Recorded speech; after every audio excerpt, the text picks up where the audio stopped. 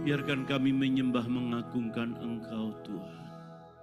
Tiada kerinduan kami yang lain selain kami berkenan di hadapan-Mu. Kami rindu kami didapati menjadi orang-orang yang tidak bercela di hadapan Tuhan. Mari Bapa berbicara, berkata-kata urapi kami sekalian, tidak terkecuali siapapun, apapun, bagaimanapun keberadaan kami. Urapi hamba-Mu, jadikan hamba-Mu yang efektif di tangan-Mu bagi umat-Mu yang hadir. Berbicaralah, kami siap mendengar dalam nama Yesus. Kami berdoa, haleluya, amin, amin. Silakan duduk kembali saudaraku, haleluya, shalom saudara. Selamat Natal, karena sudah banyak orang merayakan Natal. Tanggal berapa di sini Natalan, Bu? 21. Oh, pas minggu depan. Puji Tuhan, haleluya. Sekali lagi saya ucapkan terima kasih untuk kesempatan di mana saya di tengah-tengah saudara, puji Tuhan.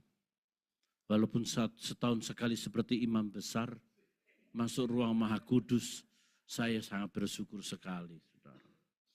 Dan bagi saya ini gereja sudah mulai, wow begitu saudaraku. Oh haleluya.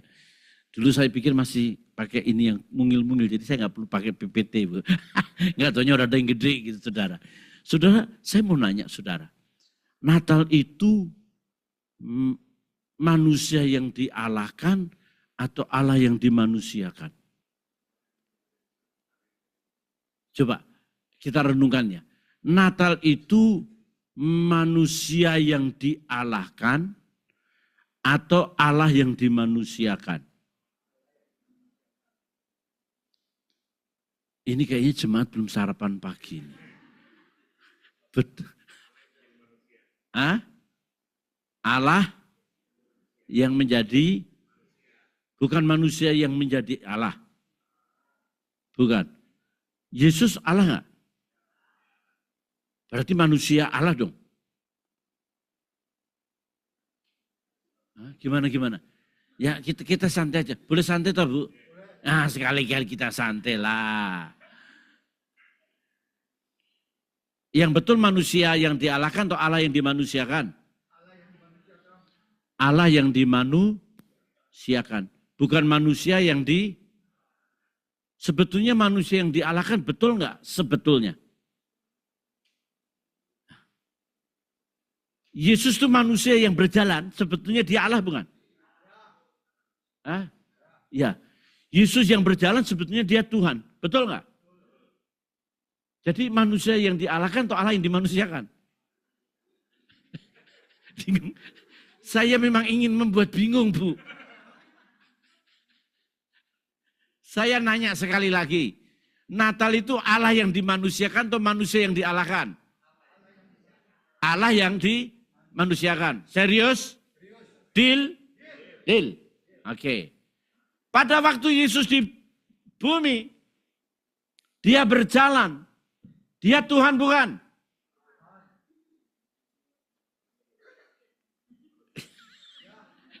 Betul ya? Manusia, tapi dia sebetulnya Tuhan enggak? Dia Allah enggak? Dia raja di atas segala raja enggak? Dia Alfa Omega enggak? Tapi yang betul yang mana ini? Di zona ngomong, semua betul. Jangan emosi Pak, ngegas.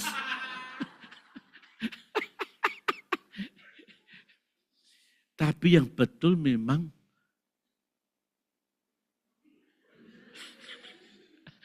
Allah yang dimanusiakan. Tapi Allah yang dimanusiakan itu bukan seperti magic. Enggak mungkin Allah jadi manusia itu enggak mungkin punya deh. Allah jadi manusia. Enggak mungkin secara magic, enggak mungkin punya. Harus melalui proses. Orang gas jadi kompor api saja untuk masak cireng aja mesti harus ada alatnya kan? Betul kan?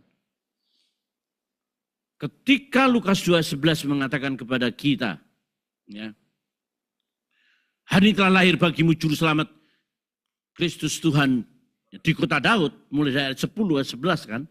Hari ini telah lahir bagimu juru selamat, yaitu Kristus Tuhan. Jadi jabatannya hari ini telah lahir bagimu satu juru selamat. Juru selamat tuh. Kalau juru selamat mungkinkah manusia biasa? Nggak mungkin. Pasti Allah. Betul dong? Juru selamat yaitu Kristus. Kristus itu yang diurapi. Yang diurapi. Kristus itu jabatan gelar. Kalau agama lain ngomong itu Kristus itu namanya diolesi. Kristus itu pengurapan Roh Kudus lah. Full. Kristus Tuhan, kurios. Di kota Daud. Jadi Natal ini sebetulnya hari ini, present, not yesterday, bukan historis, ya, bukan tradisi. Natal yang hanya tradisi tidak menyelamatkan. Mau bertahun-tahun memperingati Natal di kandang domba, orang Majus, Maria, diceritain terus. Boleh enggak? Boleh. But this only tradisi. Kalau orang bertahun-tahun menikmati tradisi, itu yesterday, yang lalu, history. Hari ini, present, hari ini. Jadi Natal yang benar bukan Natal tradisi, tapi Natal transformasi. Natal apa saudaraku? Transformasi. Transformasi itu Natal bagaimana karakter Kristus tertransform mengubah kita. Amin saudaraku. Kenapa banyak orang-orang Kristen Natalnya nggak jelas?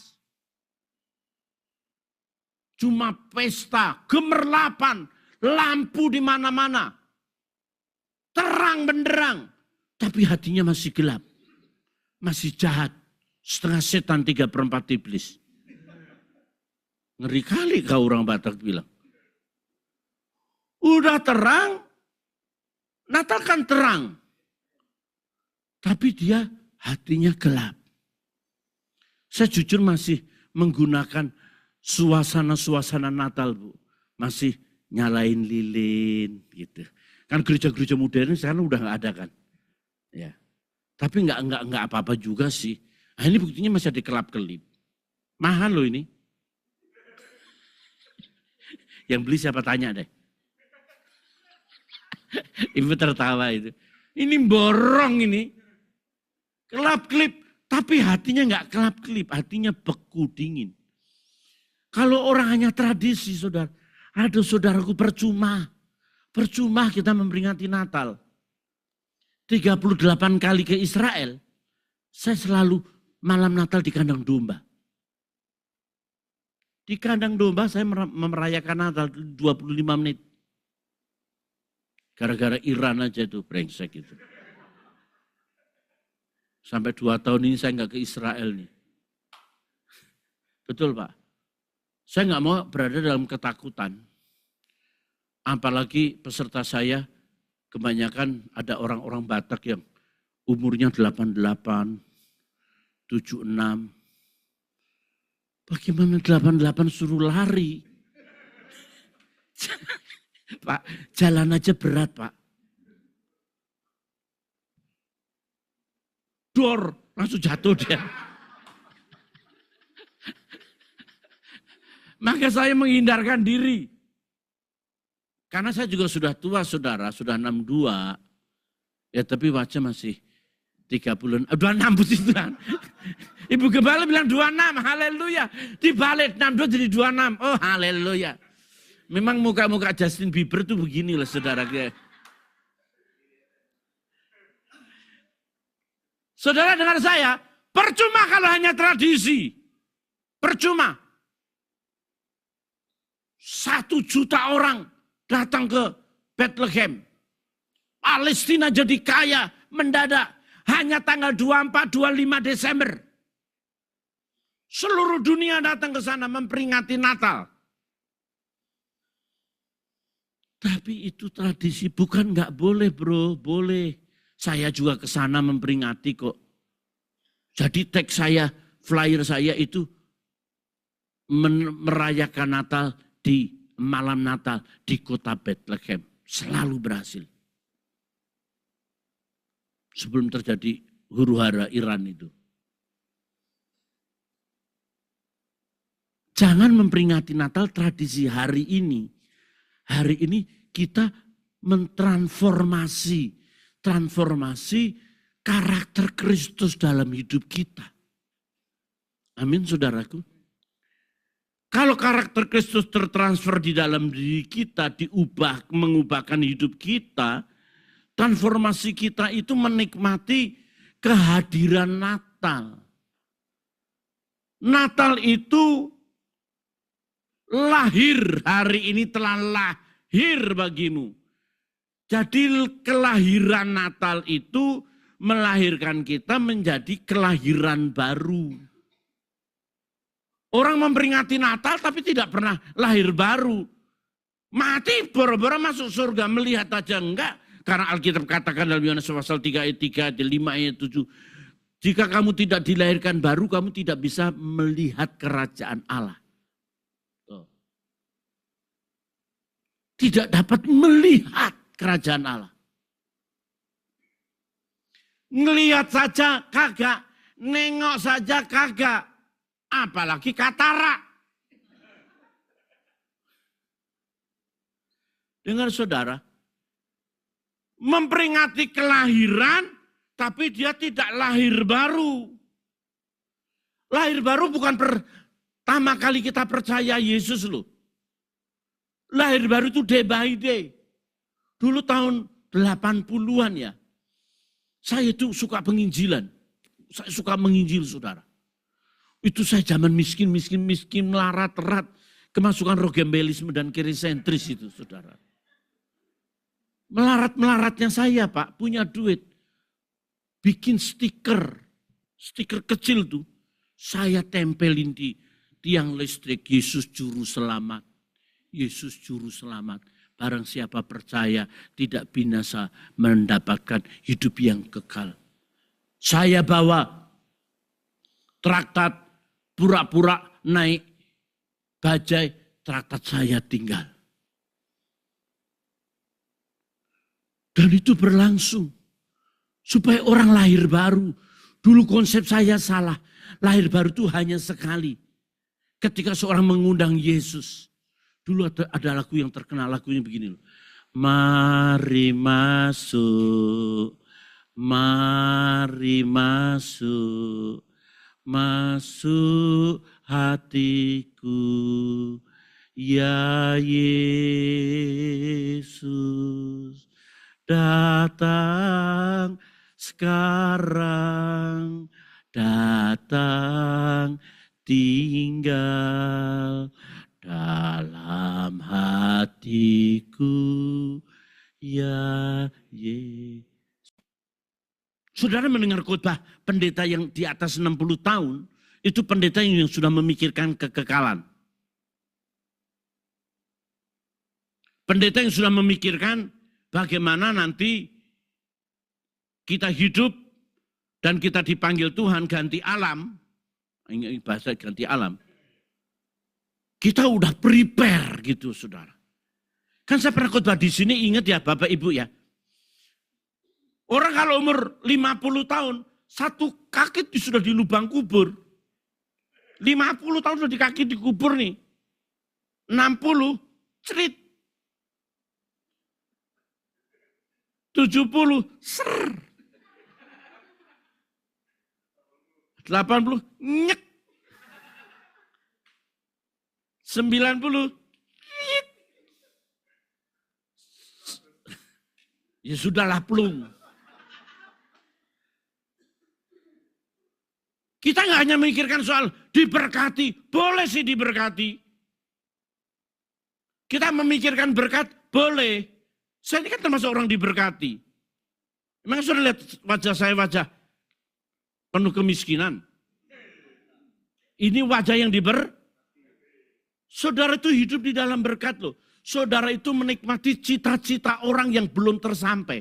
Cita-cita orang stroke. Cita-citanya kepingin bisa jalan. Kalau jalan cuma begini. Saudara begini, itu cita-cita mereka loh. Saudara sadar nggak? Saudara cita-cita orang yang empedunya rusak, itu makan saja, itu diukur hati-hati. Aduh, dia lihat kepingin makan nasi enak, nggak bisa makan. Sementara saudara makan nasi padang di pinggir jalan, keringetan. Kerja saja nggak keringetan. Saudara sedang menikmati, kita sedang menikmati cita-cita mereka, kita sudah nikmati. Saudara bisa menghirup udara gitu. Itu puji Tuhan saudara. Ada orang yang sesak napas. Sesak napas. Mun bernapas. Kayak Mas Koki. Saudara bisa.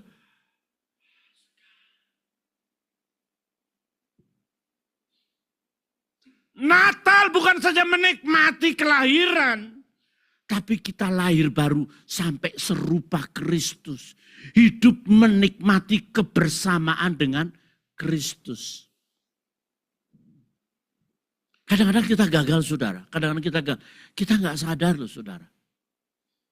Saya punya pekerja itu. Punya pekerja Pak. Cewek. Dia nggak bisa pipis Pak. Kalau pipis harus dikateter di rumah sakit. 25 tahun lalu Pak, setiap pipis 80.000. 25 tahun lalu Pak, untuk kelas sekarang udah 500.000 kali. Sekali pipis 500.000. Saudara pipis sembarangan aja bisa. Bisa paham saudara? Orang yang lahir baru itu, lahir di dalam roh, lahir di dalam air. Di dalam roh itu, rohmu diperbarui. Sebetulnya Adam itu diciptakan dengan nesama, roh Allah. Nesama, nefes halim. Nefes Allah. Diciptakan nefes Allah. Dihembuskan. Yesus, Maria hamil karena roh Allah. Sama-sama roh Allah. Adam pakai natur daging manusia. Yesus pakai natur dagingnya Maria. Mengapa seringkali kita anak Bapa, putra tunggal Bapa. Ya jelas itu rohnya Allah, benihnya benih Allah. Kenapa Yesus sering menggunakan kata anak manusia? Karena dia manusianya manusia Maria toh. Ya. Tapi hampir kita nggak ada anak Tuhan loh. Harusnya anak Allah loh. Karena Yesus Tuhan itu menjadikan kita anak Allah. Ya. Kita itu bukan anak-anak Tuhan, kita itu anak-anak Allah. Jadi ketika kita percaya Yesus dan kita lahir baru, maka rohnya Yesus itu loh ditaruh di dalam diri kita. Natur daging masih. Tapi hebatnya Yesus yang saya bilang kepada saudara tadi. Hari demi hari dia jalan. Dia Tuhan enggak? Yes. Dia Raja enggak? Yes. Dia Allah enggak? Yes. Dia Alfa Omega enggak? Ya? Yes. Tapi bahasa Filipi 2 ayat 6. Morpe itu bentuk Allah yang sedang jalan. Gambar Allah yang sedang jalan. Itu kenosis 0. Jadi Yesus tidak pernah menggunakan hak prerogatifnya sebagai Allah, sebagai gambarnya Tuhan, sebagai anak sulung. Dia benar-benar daging total. Cuma hebatnya dia tidak berdosa. Dalam morpe itu bentuk yang tidak berubah. Kalau skema Roma 12, jangan serupa dengan dunia. Serupa itu adalah skema berubah-ubah. Tapi walaupun dalam bentuk rupa Allah, rupa itu morpe. sebenarnya Yesus itu ya Allah. Allah gambar Allah yang kelihatan. Tapi hebatnya dia tidak pernah pakai. Kita bisa bayangkan ketika Yesus bayi. Kalau dia Allah tuh, dia Tuhan. Dia benar-benar Tuhan. Baik de facto maupun de jure, dia memang Tuhan. Dikejar Herodes, dia namanya juga Allah, Allah yang jadi bayi. Ngomong Herodes, jadi cireng dia. Dihakimi sama Pilatus, jadi soto ayam nih saudara. Namanya Allah. Tapi kenapa Yesus harus dilarikan ke Mesir, dilindungi ibunya? Karena dia manusia. Dia manusia 100%. Walaupun tadi kita bilang yang pertama, Allah yang dimanusiakan. Ya dia manusia, harus dibopong sama ibunya jalan sampai ke Mesir. Aduh saudara-saudara tahu, Mesir sampai Bethlehem, itu jauh saudara. Kecepatan mobil 120 itu butuh waktu 12 jam. Sementara Yesus naik keledai. Enggak tahu berapa bulannya nyampe ya. Tapi hebatnya Alkitab tidak mencatat Yesus masuk angin loh. Sesudah Yesus kerokan, enggak ada begitu loh saudaraku. Dia bisa kuat banget, hebat itu. Padahal dia bayi. Saya baru punya cucu, Bu. Cucu 7 bulan, 8 bulan. Aduh nyenengin banget dah. Yang belum punya cucu, tunggu aja antara. Kalau dia bergerak, dia ngomong, memberikan respon. Kita senang, kita jagai, kita lindungi. Jangan sampai masuk angin. Bayangkan jualan dari Mesir, itu berapa ribu kilo itu. Ngeri kali itu. Jadi saudaraku yang kekasih dalam Tuhan, lahir baru itu rohnya, roh Allah itu ada di dalam diri kita, supaya kita tidak berdosa. Saya yakin Sumatera Aceh itu, hutan Sumatera yang merusak bukan orang hutan. Setuju nggak saudara? Yang merusak hutan Sumatera bukan orang hutan. Yang merusak laut bukan anjing laut. Yang merusak hutan adalah orang-orang yang berkarakter seperti saudara yang mengatakan sendiri. Bodat, orang Batak bilang. Orang hutan.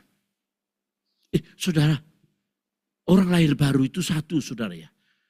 Lahir di dalam roh. Rohnya roh kita itu udah dipenuhi oleh roh Allah. Yesus berkata roh Allah ada padaku. Kita juga bisa ngomong seperti Yesus. Roh Allah ada padaku yang mengurapi aku. Rohnya sama. Kalau kita tidak berbuat dosa bukan karena kemampuan kita. Tapi kemampuan roh Allah yang ada di dalam diri kita. Maka kita seperti air. Air itu kalau tandanya orang Pentakosta itu kan bertobat itu tandanya air itu kan tandanya dibaptis. Baptis selam lagi. Saya juga orang GBI saudara. Tapi saya tidak harus selalu selam.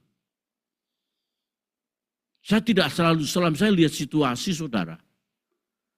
Yang 6 orang yang ditembak mati narkoba yang di penjara wanita. Itu yang baptis saya semua itu.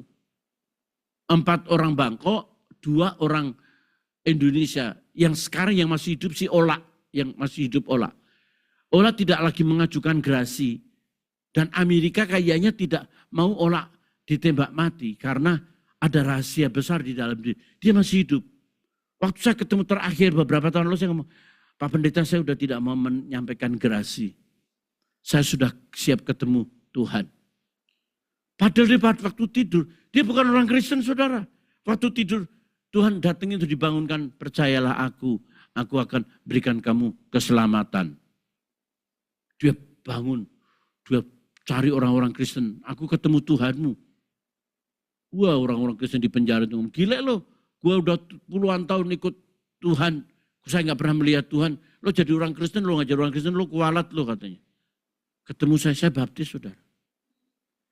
Tapi baptisnya nggak mesti harus baptis selam. Situasinya nggak memungkinkan. Baptisnya baptis siram. Kan ada percik, ekcio, rancio, baptiso. Percik, tuang, selam. Nah karena situasi nggak ada, waktu itu persis ada 6 aqua. Saya buka semua 6 aqua. Saya siram kepala semua. Aku baptis kau dalam nama Bapa, Anak, dan Roh Kudus. Sah. Nggak ada situasi untuk saya membaptis. Kalau saya baptis selam, itu airnya itu cuma ada di WC dan baunya setengah mati. Dan di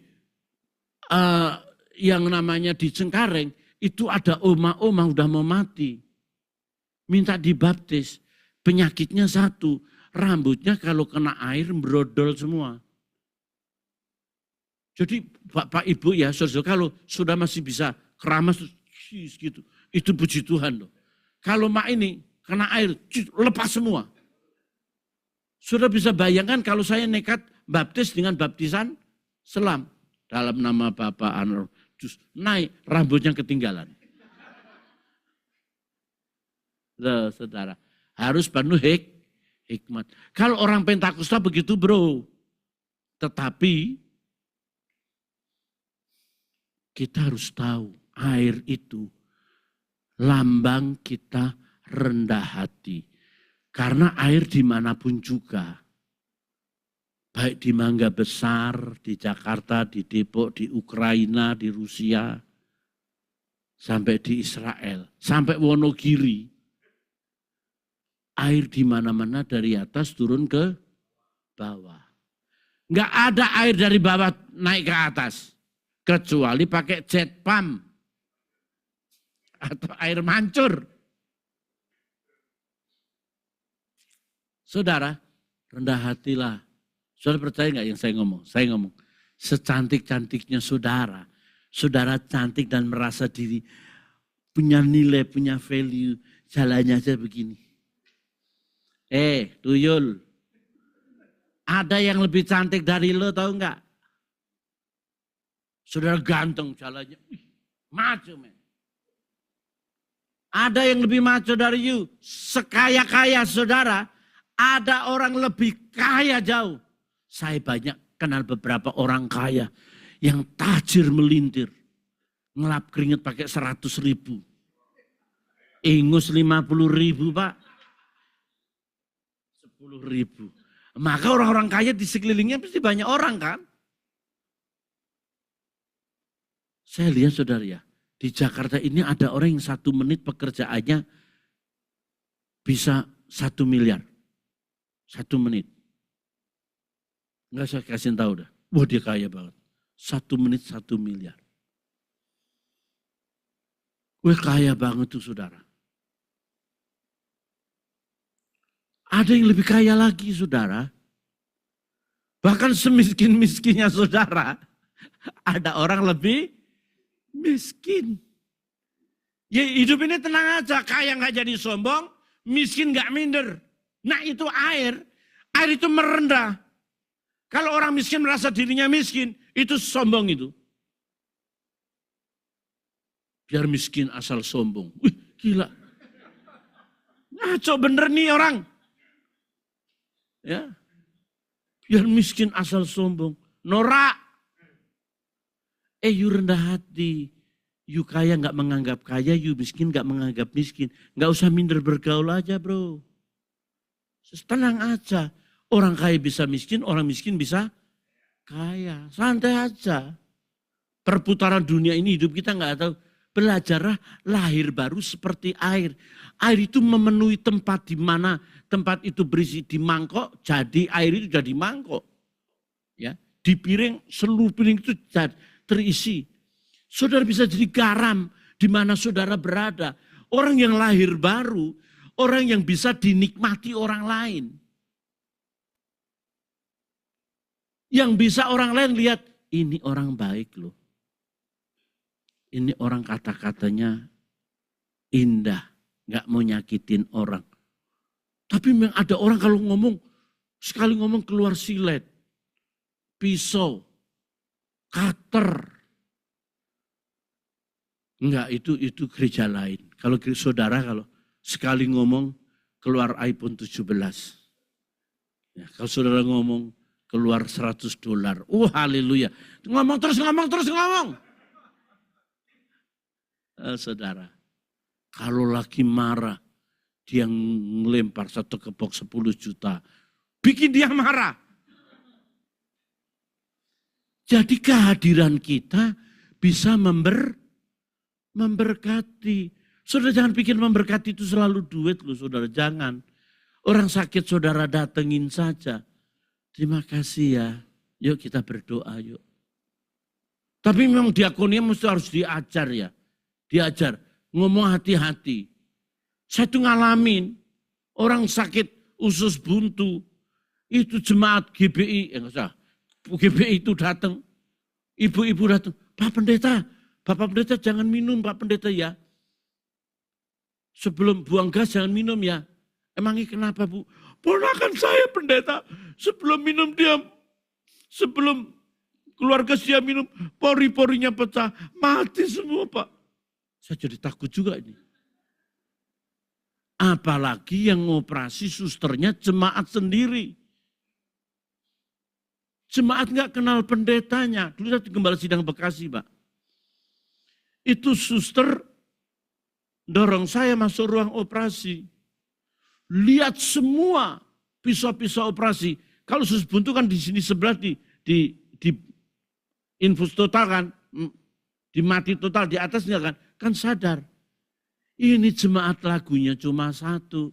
Ku telah mati dan tinggalkan cara hidupku yang lama. Diulang, ku telah mati. Mati bener gue. Suster lagunya diganti. Saudara, kita itu sebetulnya kita nggak takut mati ya.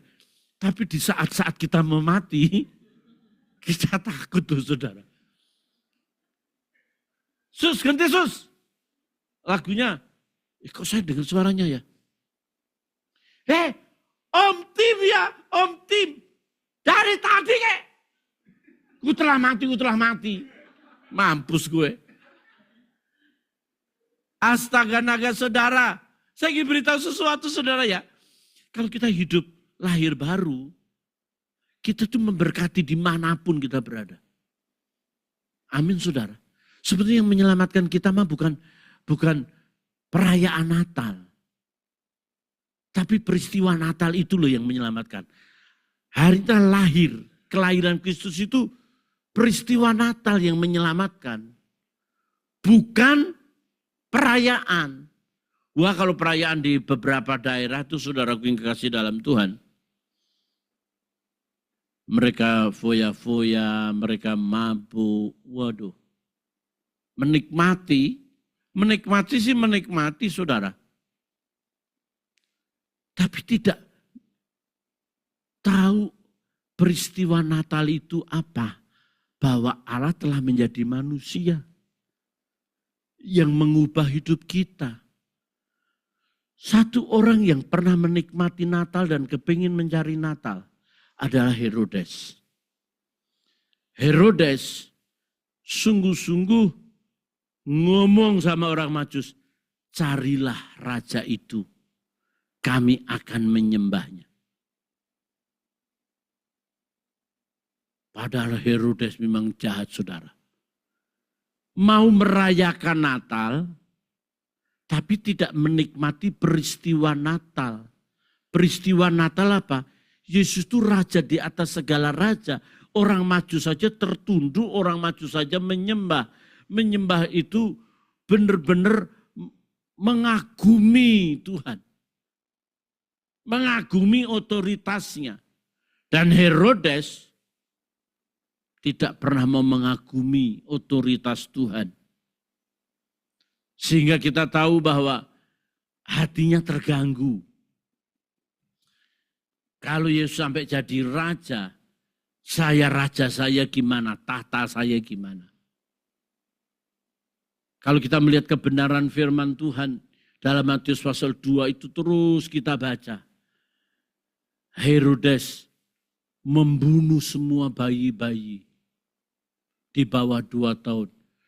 Raja yang cemburu terhadap bayi itu hanya Herodes, saudara yang kasih dalam Tuhan. Dia menikmati perayaan Natal tapi tidak menikmati peristiwa Natal dan tidak mengubahkan hidupnya. Nah, Natal kali ini mari kita lihat, kita nikmati saudara. Kita tahu Herodes membantai dalam Matius 2 ayat 16 selanjutnya. Habis. Sehingga harus kita akui dengan sungguh-sungguh bahwa Herodes dia tidak dapat menikmati kehidupan Yesus dalam diri kita. Saudara, kalau kita tidak menikmati kehidupan Yesus di sini, kita tidak dapat menikmati kehidupan Yesus yang akan datang. Saya sudah pernah katakan saudaraku, kalau Tuhan panggil kita kelak, tapi belum tentu orang tua dipanggil dulu, belum tentu. Murid-murid SMP saya yang meninggal aja udah 3-4 orang, murid-murid SMP. Walaupun saya berkata anak muda bisa mati, orang tua wajib mati, kakek nenek pasti mati. Udah pasti dah, gak mungkin kemana lah. Saya udah kakek nih. Kalau kita masuk dalam dimensi dunia kematian, kita ini dunia orang hidup, kita masuk di sini dunia orang mati. Mau orang baik, mau orang jahat, mau suku apa, masuk namanya dunia orang mati. Dan tidak ada batasan Indonesia, Amerika, Singapura, Malaysia. Kalau kita masih ada batasan, ada pasportnya kan, ada visanya. Kalau kita mati, enggak ada batasannya. Ini agama A, agama B, enggak ada. Kita kumpul seluruh di dunia orang mati yang namanya Hades atau Seul itu. Kita kumpul mereka semua, kita tanya, berapa lama Pak Pendeta? Alkitab enggak ngomong. Alkitab enggak menjelaskan, tapi agama lain menjelaskan. Agama sebelah menjelaskan di dunia orang mati ini orang harus berjalan di jalan jembatan Sirotol Mustaqim. Rambut dibelah 7. Saya nggak bisa membayangkan rambut dibelah 7. Jingkring itu. Saudara kita Katolik berkata, disinilah kalau orang masih duniawi dibakar yang namanya purgatori. Api penyucian. Itu agama saudara kita Katolik. Saudara kita Buddha. Di sini kalau kelamaan dunianya masih jahat, dunianya dia belum layak masuk ke tempat yang benar, dilahirkan kembali. Namanya reinkarnasi. Kalau dulu selama hidup dia males, tidur mulu, dilahirkan jadi kebo. Kalau hidupnya cerewet, bawel, dilahirkan jadi anjing menggonggong. Saudara. Tapi bagaimana orang Kristen? Tergantung seberapa kita kudus, suci, semangat melayani kita. Kalau kita sungguh-sungguh lebih serius bertemu Tuhan, mendekatkan diri kita kepada Tuhan, saya pasti tidak lama di sini, saudara. Pasti tidak lama. Yesus berkata, sabarlah hambaku setia, hari ini juga engkau masuk Firdaus. Saudara tahu kenapa yang di penjara itu, yang disalib itu, dia tahu Yesus Tuhan. Kalau ini adalah kelompok selot, mungkin kelompok selot yang ada pisaunya, dia rela membunuh tentara-tentara Roma itu demi kehadiran Mesias, demi kehadiran Raja di atas segala raja. Dia lakukan apa saja demi menantikan sang Raja yang akan datang. Itu orang selot. Maka dia pelajari, dia tidak peduli hidupnya apapun. Dia nantikan Raja. Ketika dia mati, rohnya nyambung. kalau engkau datang sebagai raja. Petrus saja tidak sadar 3,5 tahun ikut Yesus. Dia tidak tahu bahwa Yesus raja yang akan datang. Malah penjahat ini loh yang tahu. Saudara dengar. Langsung Yesus berkata, hari ini engkau masuk Firdaus. Tapi saudara kalau ngomong hari ini, jangan hari ini terus kita hari ini. Hari ini saya mau belanja mobil, langsung saya ke atas. Hari ini. Tapi hari ini Alkitab. Samuel mengurapi Raja Daud. Hari ini tahta Israel berpindah ke Daud. Apakah hari itu Daud menjadi raja? Tidak, harus melalui proses.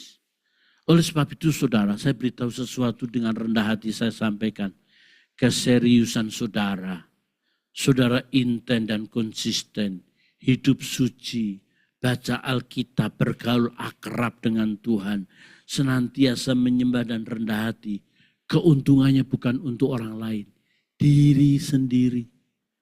Percayalah saya sebagai hamba Tuhan. Neraka itu mengerikan saudara. Saya sudah puluhan kali ketemu orang mati dan masuk neraka hidup lagi. Yang tidak perlu saya ceritakan. Neraka itu mengerikan banget. Jangan kita masuk ke sana saudara. Saya yakin saya enggak masuk ke sana. Sudah pasti ketika saya mati, neraka ada tulisannya verboden. Dilarang. Saudara percaya mati masuk surga, amin? Amin, yakin? Amin? Dengan kelakuan saudara begitu, saudara yakin masuk surga? Dengan doa saudara begitu, saudara yakin masuk surga? Pak Pendeta, masuk surga bukan karena kelakuan, bukan karena ibadah, bukan karena doa. Karena iman saya kepada Yesus. Mantap. Jadi orang yang tidak beriman kepada Yesus sampai detik ini, saya percaya dia tidak akan masuk dalam kerajaan surga. Tuhan memberkati, amin. Beri tepuk tangan yang meriah buat Tuhan Yesus Kristus. Haleluya. Mari kita berdiri bersama-sama di hadapan Tuhan.